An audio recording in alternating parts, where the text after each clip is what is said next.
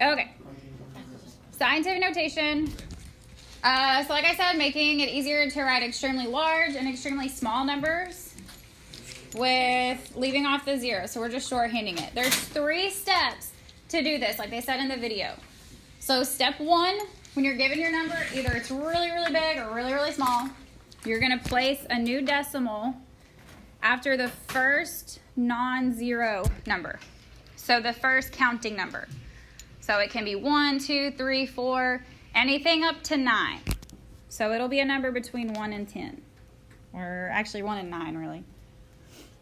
Then step 2, count how many places, not just zeros, how many places it takes to get back to your original decimal.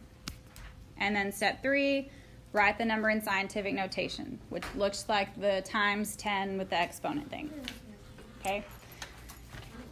So example 1, let's look at this number first. We want to write the following number in scientific notation. So your first step is we need to put a new decimal up there. Where technically is your old decimal if it's a big whole number like this? At the very end. At the very end. So there's an imaginary original decimal there.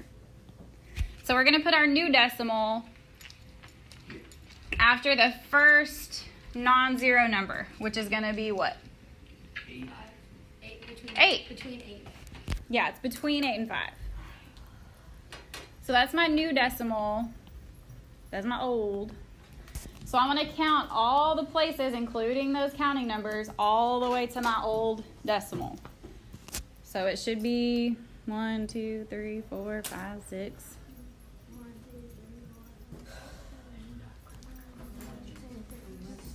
I got 15. Good.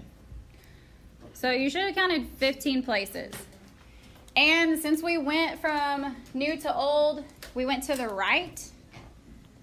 That means when we get to the part where we have our exponent, that means our exponent's going to be positive since we moved to the right. Okay, so we did step 1, we did step 2. So step 3, write it in scientific notation. So part of scientific notation, which looks like this, it always has this times 10 after the decimal number. That's just what it looks like. That's the format.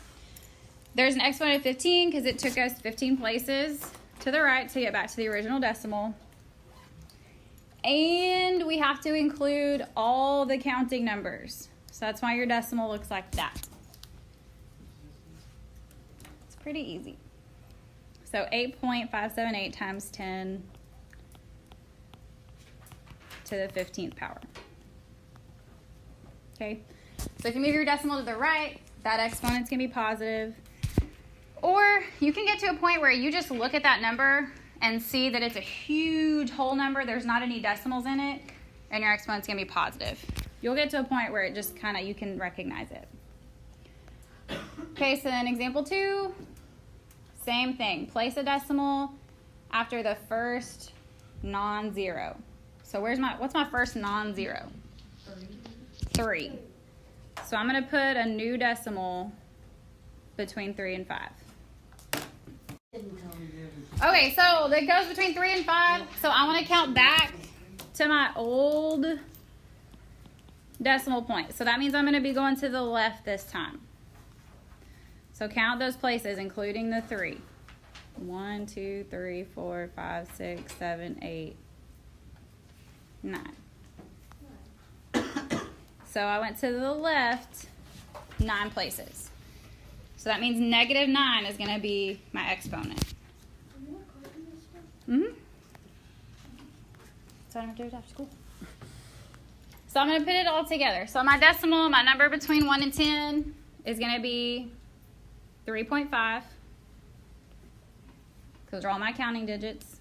Then I've got times 10 to the negative 9th power.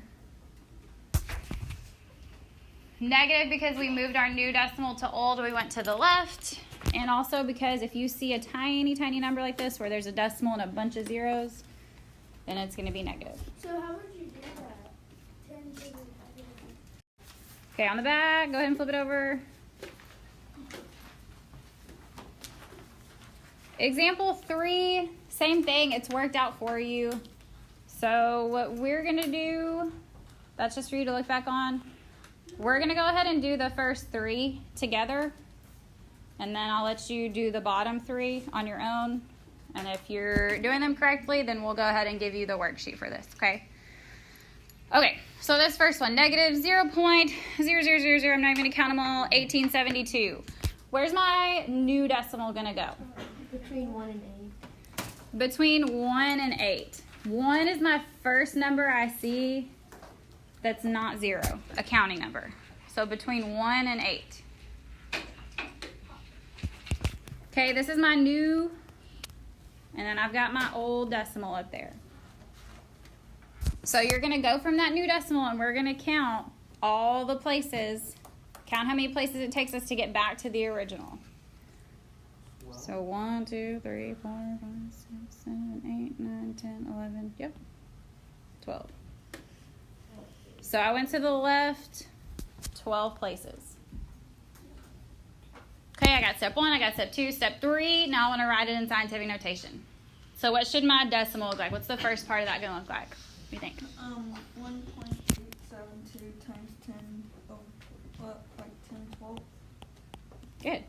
1.872 times 10. And now my exponent is going to be 12 because that's how many places it took me. And it's going to be negative because we went to the left. Ah, but I forgot something. Do you see this negative at the very beginning of the number? Should be negative 1. That just applies to that decimal number, okay? That has nothing to do with your exponent. Okay, but if there's a negative in front of your number, then you want to include it. But it doesn't have to do with your exponent. Okay, second one. Where should my new decimal go? What do you think? Between 4 and 5. After the 5, between 5 and 0. Okay? Where's my original decimal point, even though it's not really up there? At the very end. So we're going to count all the places, not just the zeros. So we count all the places until we get to the end. So 1, 2, 3, 4, 5, 6, 7, 8, 9, 10. Good. So I went to the right, 10 places. So let's put it all together. What's my decimal going to look like at the beginning of scientific notation? 5.8. 5.874 Good.